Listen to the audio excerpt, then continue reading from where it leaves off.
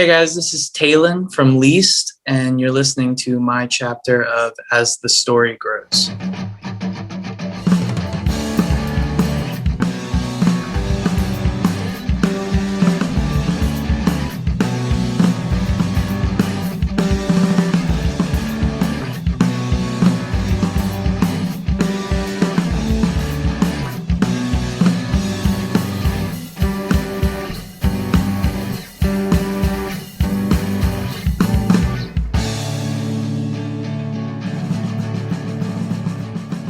Welcome to the next chapter of As the Story Grows. I'm Brian Patton. This week, we welcome Taylin Wills from Least to the podcast. Least's debut EP, Folding My Hands, Accepting Defeat, is out now on Friend Club Records. Cassettes are almost sold out, so don't miss out. Taylin talks about choosing guitar over drums, how people get stuck in Florida, the influence of Laura Jane Grace, and her metal side. She also deep dives Folding My Hands, Accepting Defeat, a personal EP about the struggles of being a transgender woman. This is an EP that's so well written that you can connect with the lyrics even if your experience is different from Taylin's. And when something is so personal like this EP is, you are drawn into the story being told. So I highly recommend giving it a spin. Enjoy this week's chat with Taylin Wills from Least. Left on display, dust in the case, blank eyes direct the altar. Remember me, your final dream. These nights are getting longer. I'm watching, you're waiting, no more participating. A sequence of motions captured fleeting moments. I'm in love with the edge of reality. Well, I'm glad we could talk. Like I told you, your EP is phenomenal. Oh, thank you.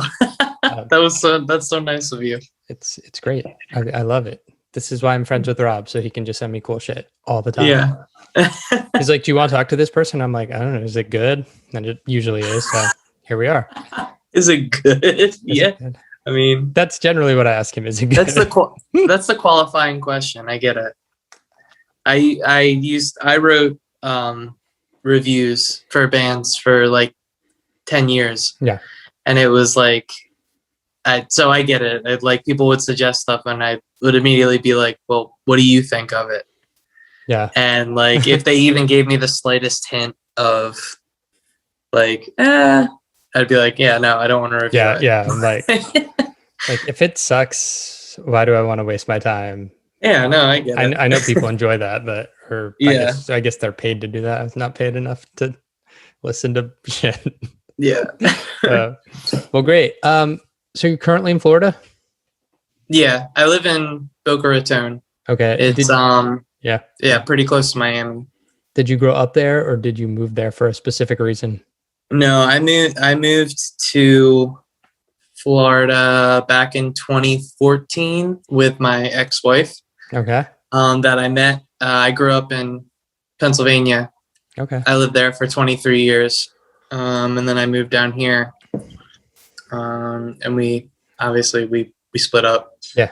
But so yeah, I've been down here for like 7 years about. Awesome. Why Florida?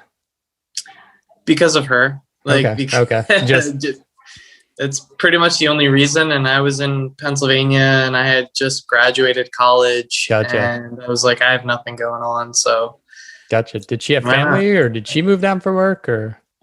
she moved up to Pennsylvania to go to school. Gotcha.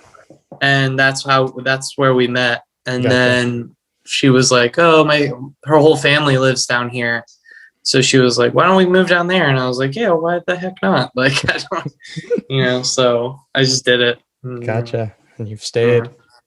Yeah. And I just ended up staying. So, Yeah. I mean, the weather's nice, so can't beat that. Yeah, I'm always curious about people, whether they choose Florida or whether they choose to stay, because Florida's got a reputation. Most people don't choose to stay. It's kind of like once you're here and you have a career, it's kind of like hard to leave. So, I guess, but I'm about to move back to DC, and people are like, "Oh, DC sucks," and I'm like, "No, DC is the greatest." People are like, "No, it's not." So, but that's for different reasons. So, yeah. So, where in Pennsylvania did you grow up? I grew up in the southeastern part, close to Philadelphia, like 40 minutes west of Philly. Okay. In like the suburbs, pretty like country backwoods kind of place. What was the childhood experience like? The childhood experience. Yeah. I mean, it was pretty good. Like it's boring. It's just like Pennsylvania is mostly just like country. So, and woods. So, I mean, nothing bad. It was just like, kind of a white bread kind of suburban lifestyle, living in the woods pretty much. But there was nothing to do. So all you could do was like play in bands with your friends, go to shows, stuff like that. That's cool. What got you into music? Well, my dad was a touring musician for a really long time. He was mostly in like funk and R&B bands, but he also played bass in Thurgood and the Destroyers for a little bit. So he kind of like, I played drums first, and then he bought me a guitar, and I just kind of gravitated toward that and kind of went with that. And I've been doing that for like 20 years now, I think, writing my own stuff.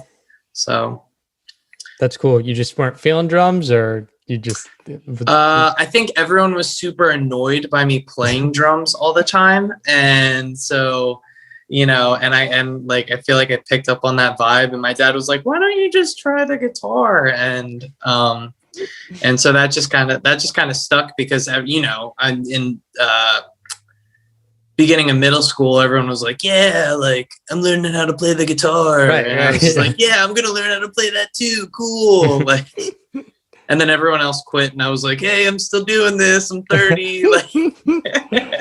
So just funny. And then you keep going. You're like, I'm still doing it, and I'm 40. And so it's fine. Yeah. Like, why stop? Right. I'm just, yeah.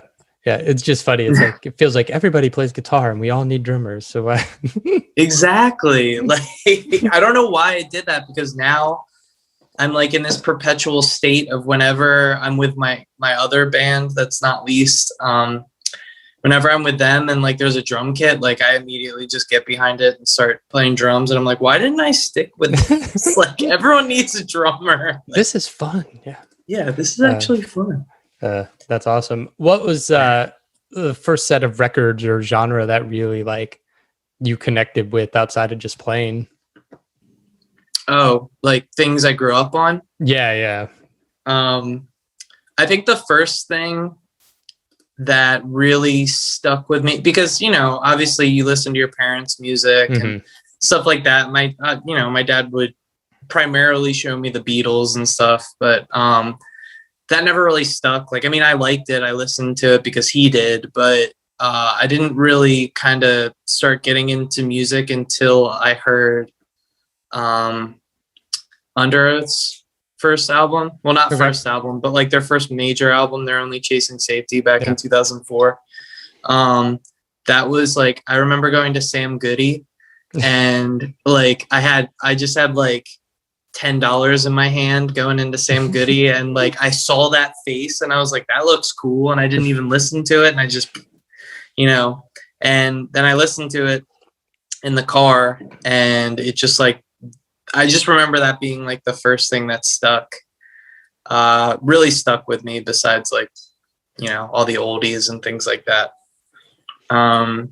Besides that, I mean, like Meteora by Linkin Park, that one stuck with me pretty heavily. But mostly like, because I was a teenager in the mid 2000s, so when you're a teenager, that's the stuff that really sticks with you. So it was all like I call it scene emo, like all the sceney weenie emo stuff, like Under Oath and Seosin and Senses Fail and things like that. Yeah. The age, the generation before, and when that stuff came around, I was like, nope, it's not emo. Nope. Exactly. Not my emo. Yeah, exactly. I don't even. I didn't.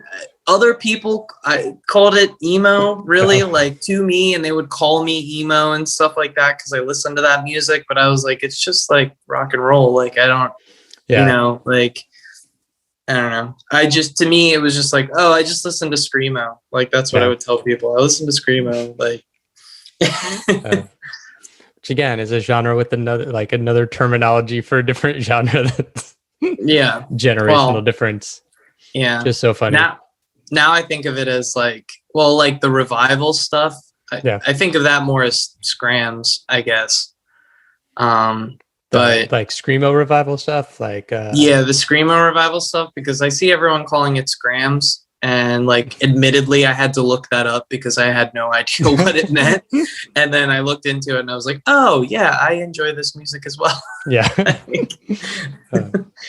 That's awesome. So you said you were playing in bands in high school? The first time I started playing guitar when I was 10, and then I joined my first band when I was 12, maybe, and I was in middle school, and we had this band that we mainly just did like Green Day covers and stuff like that. Of course. Playing at like pavilions and people's birthday parties and stuff like that. And then I didn't really start like playing DIY shows until I was around 15 or 16.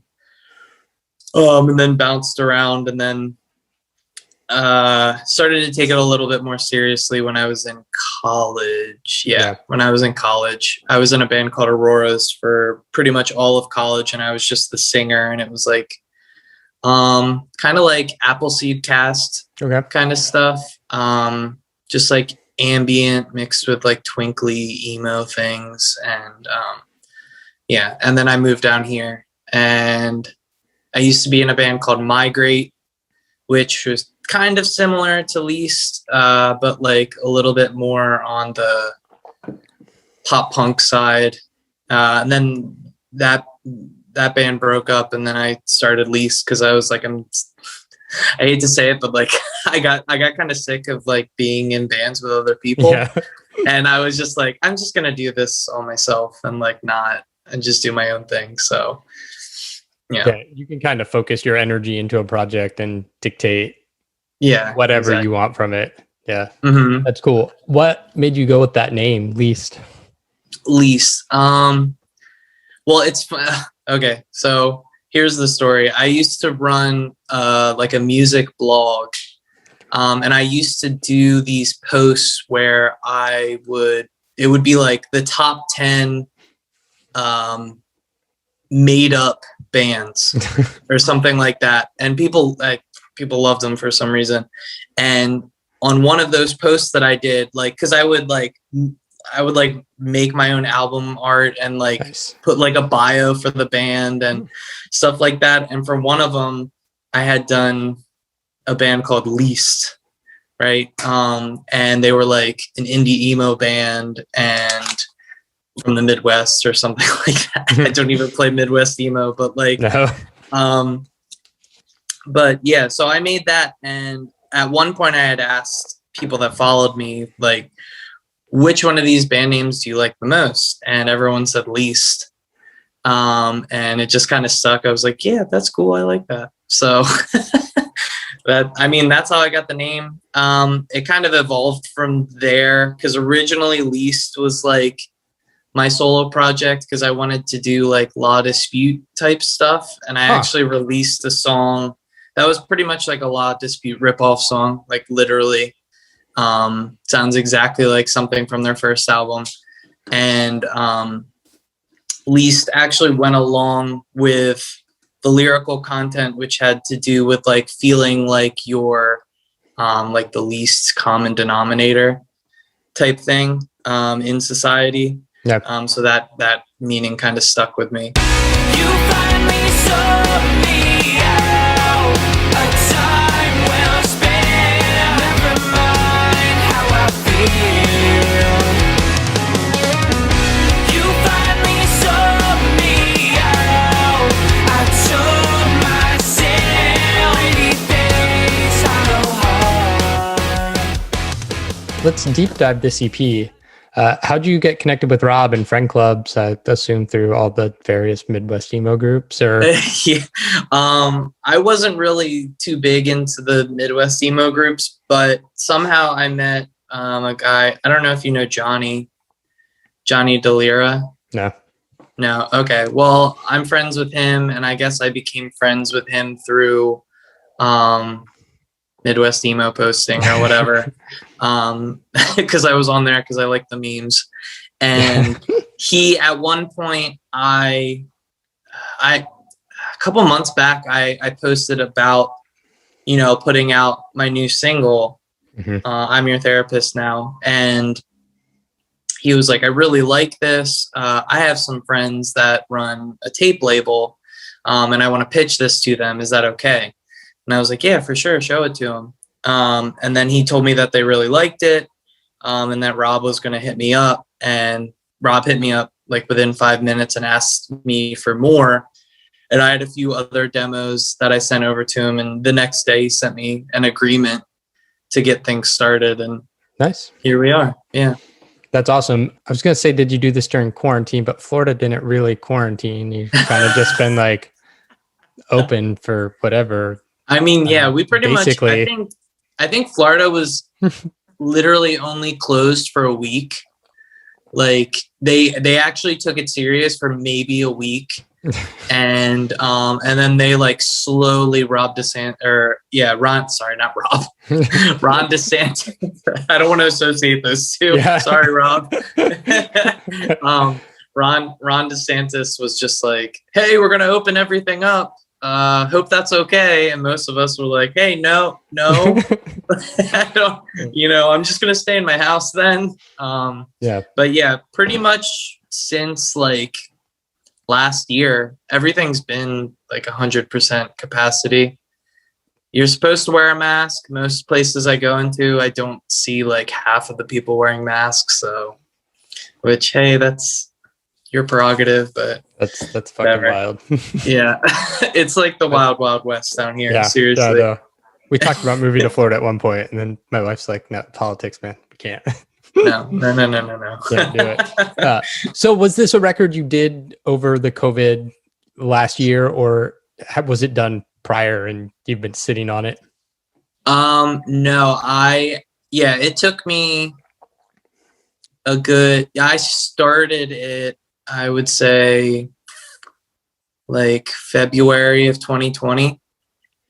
I started writing it in February, and I did like a whole Kickstarter thing that because I write and record everything myself. Yeah. And then I have my friend back in Pennsylvania. His name's John Sambrick. He works for a studio called Thornwall in Lancaster, Pennsylvania, and he mixes and masters he's like done all of my stuff, and it's always phenomenal. But I needed help paying for that because it's just me, myself, and I. Yeah. And so I crowdfunded that like somewhere like mid 2020 and reached my goal and was able to do that. And then I was like, okay, I can finally like finish recording this. And then right before I finished recording it, that's when Rob hit me up. And so it's only been done like the actual, like the whole recording process has only been done since like maybe December. And I think a month ago I got the final masters back. So yeah, it's been a long year. Yeah. Yeah. Going through your Bandcamp page, it's a bunch of singles. Is this your first like compiled work you're releasing? Yes. Yeah. So yeah, it's mainly just singles. I was going the singles route, and then originally before I met Rob, I was going to take all of the singles and compile them into its own like singles compilation or whatever. And then I met Rob, and he was like, he kind of didn't push, but like mentioned the idea of an EP because I obviously already had it in mind. So I decided to go that route. And then, this is my first, I guess this is like my debut EP. Yeah. You could call it. Yeah. That's awesome. Folding My Hands, Accepting Defeat. Where'd that album title come from? Well, that's funny too, because when I first started recording myself, I had written like another EP when I first started. And I gave it that same title. And then it kind of took on a meaning of its own, having to do with my transition over the past year. So Folding My Hands, Accepting Defeat, it sounds kind of negative. And I've had people tell me it sounds negative, and like I understand that. But to me, what that has to do with is kind of like accepting defeat in like a positive way, almost. Like it's a good thing to me that I finally accepted myself for who I am. And it's kind of like, okay, like I'm going to like take this loss, because like actually like taking a loss for me right now means that I get to move forward with my new life. Yeah. So it's kind of like, all right, I'm putting all my weapons down. Like I'm going to stop fighting myself so hard, and I'm just going to go through with it. Right. Yeah. That makes sense. Like in anything, like I'll just relate it to like drinking and alcoholism, right? Like, it's like, all right. Yeah. You can't move forward until you accept, like, you got to take the L. Yeah. Yeah. It's kind of, so, kind of like, I lost my train of thought, but just in general, like accepting that, you were wrong in the past and that you need to move on from that. Yeah. What led you to transitioning and coming out? Well, originally I came out in, 2013. Okay. I came out and I started that was the first time, that I started transitioning. And then I moved to Florida and I got married, and that got put on hold. I don't really want to dive too deep into that. Nope. But I will not ask. I'll just say that it just got put on hold, and I came out a bunch of times during my marriage. It didn't really go anywhere. And then I finally, I think it's because I got at some point towards the end of my marriage, I got really, really depressed, to the point of like almost pushing myself out that door, or off that ledge, whatever metaphor you want to use. But it kind of like snapped in my head, and like seeing a lot of my friends being, like actually finding themselves and starting their transition. It was kind of a catalyst for me to actually start finally, because I had been putting it off and telling myself that it wasn't real and that it couldn't happen to me. Well, I started in 2019, but I didn't start medically transitioning until May of 2020. Yep. Yeah. Gotcha. Point blank in the forehead. Really wanted to affect my waistline. 2 stares in the mirror. Always wanted to replace my eyesight. I wish a tidal wave would set my organs back in their place and let me feel a sense of resolution while I'm away. Will I ever be able to feel a thing? This EP obviously deals heavily with the transition, and your transgenderness. I don't know if that's a word, but I'm gonna say it here anyways. You want to talk about the lyrical content, especially like tidal wave surgery, and I'm your therapist now. Like those hit super hard. Like, Thank you. I love it because it's like so personal, and like you can feel that these songs mean something to you. And even though like I don't relate to the lyrics personally. Like I Yeah. still feel it, and I find a connection there anyways. And that's kind of what I was hoping for, because I know obviously like not a large amount of the population goes through this kind of stuff. Yep. But like tidal wave surgery, I mean, it kind of, you know, it does deal with getting, I mean, surgically altering your body Yep. to put your dysphoria to rest. So the whole thing kind of deals with, like I said, like how far do I want to go with that? Yep. And it's like I mean, obviously, it's a really tough decision to make, like what you want to do to yourself. Yeah.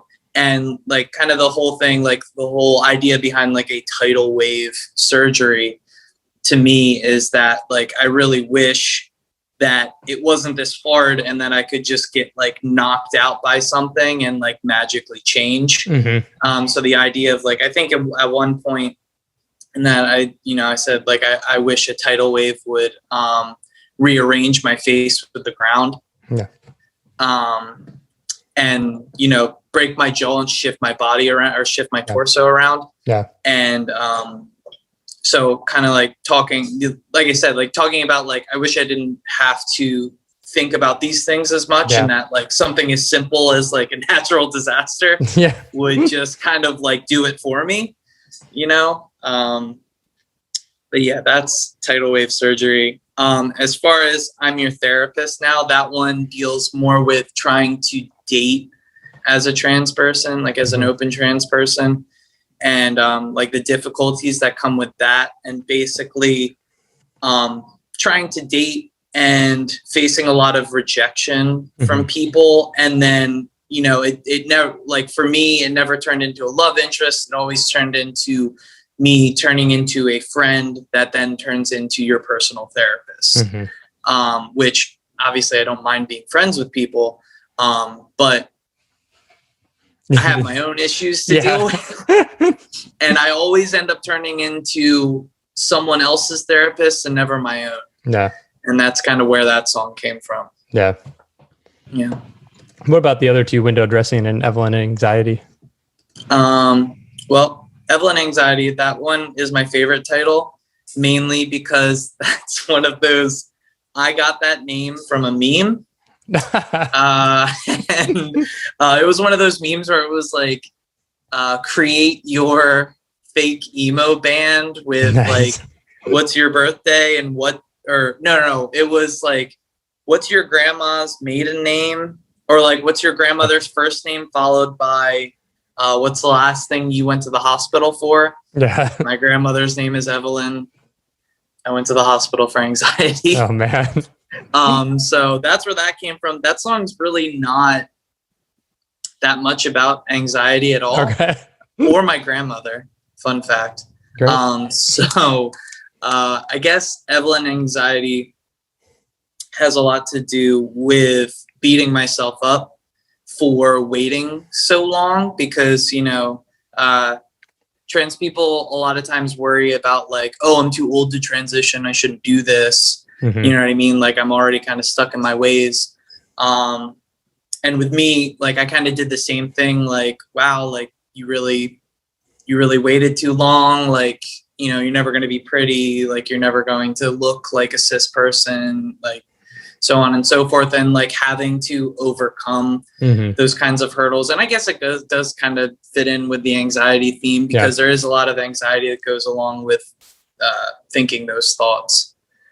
As far as Window Dressing, that one was actually like had a storyline behind it. I kind of like wrote a story. That was a song where I wrote a story and then I adapted the lyrics from that story. And that whole thing is about feeling like I'm turning into a mannequin and watching and like being stuck in a storefront and watching everyone I love kind of just come and go through this metaphorical storefront while I stay the same and everyone else changes. Right. So that's that. Like, do you feel, I mean, I think generationally, younger generations have helped push conversations forward.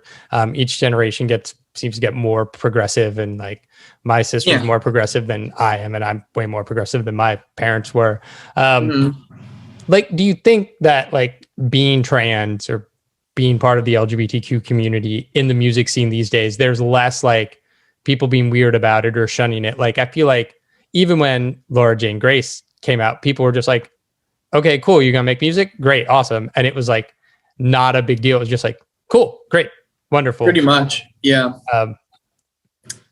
And that kind of like you saying Laura Jane Grace just kind of like sparked something in my head, because you had asked the question about like what was the like catalyst for me going through with it, and it was definitely her, because like I was in a band at the time, and I was like, I don't, maybe I shouldn't transition because I'm in this band that's kind of like in more of a national spotlight now, and then I saw Laura Jane Grace come out, and I was like, yeah, I'm gonna do that too. Like, yeah, you know what, it's okay, I can do it too. Like, she's a famous musician and she can do it, I can do it too, but yeah, I definitely feel like it's a lot more accepted, like even than 5 years ago when I thought about it. Like I don't think I feel like just like a more progressive mindset. Obviously there's a lot of a-holes around, but in the music scene in general, I feel like the people that I have surrounded myself with and the people that I interact with on a daily basis, even on the internet, when it pertains to music, like, it's just a complete non-issue. Like, it doesn't matter. It's kind of like, yeah, that's a part of your personality, but do you make good music? Yeah. Like, it's kind of like, oh, you make good music? Okay. Like, I don't give two shits about, like what you look like. Yeah. So, yeah.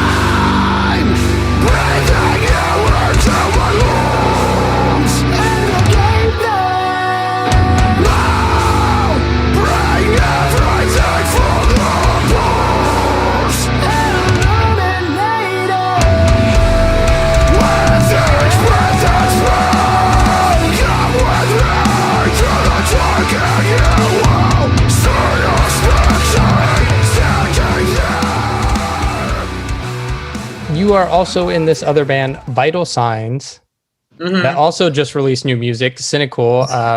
Yeah. Very, very different from Least. You talk about this project? Oh, okay. So Vital Signs, yeah, completely different. Because like I've always had two sides to my musical taste. Like, really growing up, like it was either I was listening to like soft emo stuff, indie rock, like emo pop, stuff like that, or I was listening to like death metal and gent and metalcore and stuff. So it was like two ends of the spectrum there. So because like I'm always like, I love writing Least stuff, but I'm like, I need to write a breakdown. Like, I need someone to scream in my face sometimes. And so I joined this band. My friend PJ Cathcart, who's in the I'm Your Therapist Now music video, he was like, hey, like, we need a bassist. Do you want to come try out? It's, like kind of like a modern gent metalcore band. And I said, yeah, sure. Like, that sounds fun. Because at the time I was like, I'm not doing anything, so why not? And I went out and I ended up really liking it, because like usually when people say that to me, like I have a lot of people be like, hey, come try out for my band. It's like, oh, it kind of sounds like this, that, and the other band. And I'm just like, does it really? Does it really? So in this case it did, and I was like thoroughly surprised and pleased. But yeah, we just put out new music called Cynical, and we're working on an EP for that as well. The lyrical content of that is completely and vastly different from anything I write. Yes.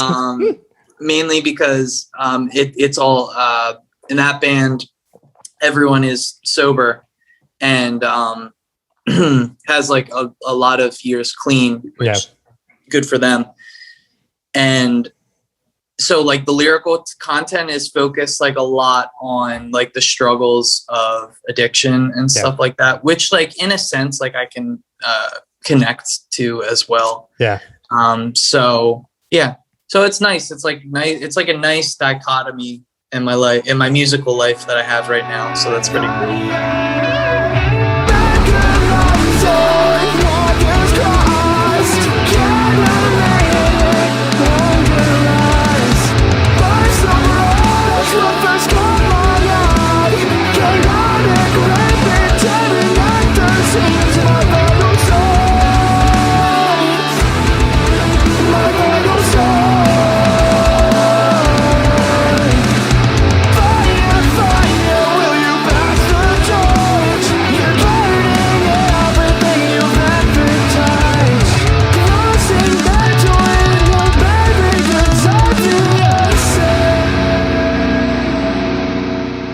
What's the future hold for Least?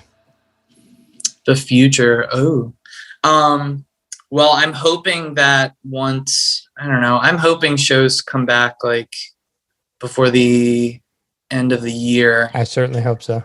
And so I actually I have 2 people that have already kind of committed to joining like a live version of it. Oh, nice. My friend Greg Greenberg, on drums. He played drums for my old band Migrate, and he plays drums for a band called Stages and Stereos too, out of Orlando.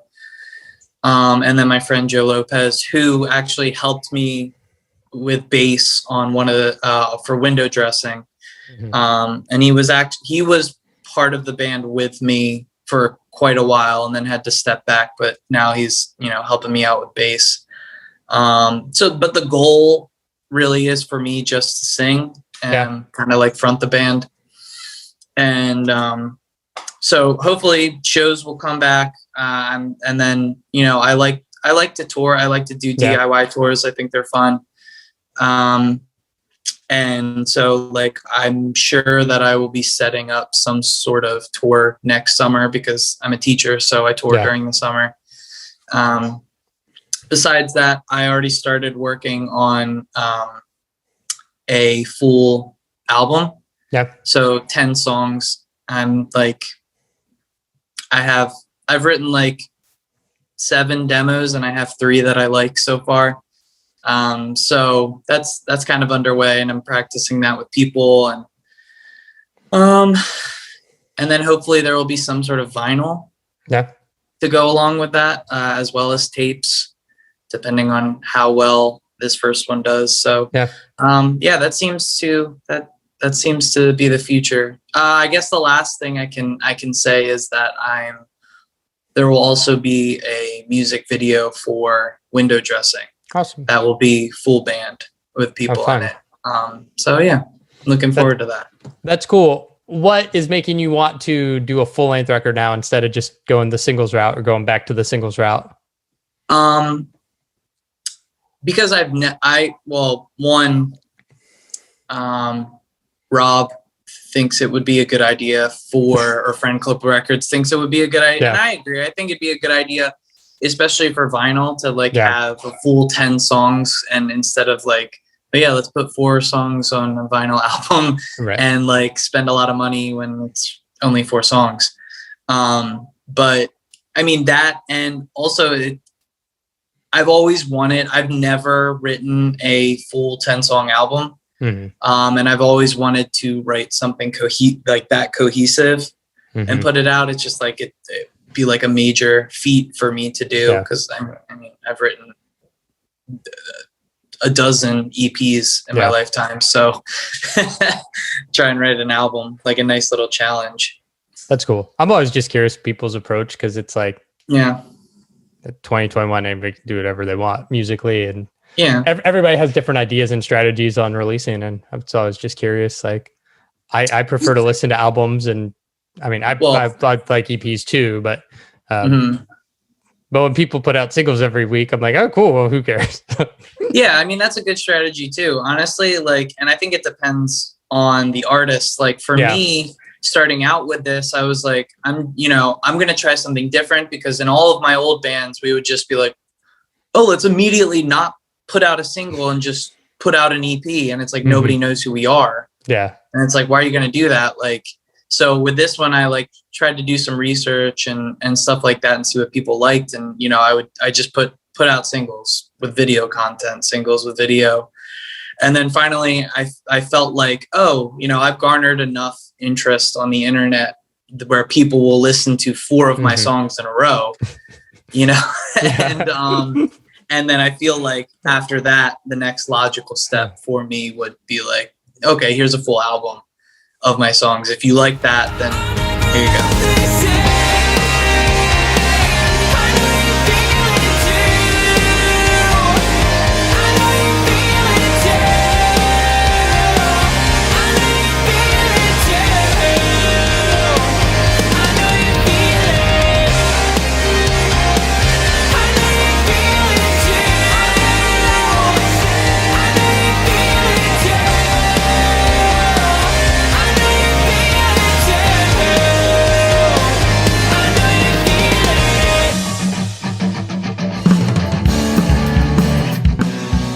Thanks for listening to As the Story Grows.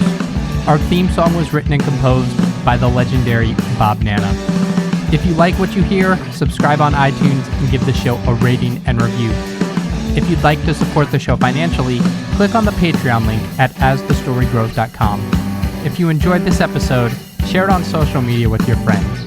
Much appreciated, and thanks for listening. I never felt so young and alive as when I'm diving into a tune. And now I'm learning as I listen along, and the wheels are turning, and I started a song. One good word and I'm gone. Oh, as the story grows, more I wanna know, more I wanna show you. As the story grows, as the story grows.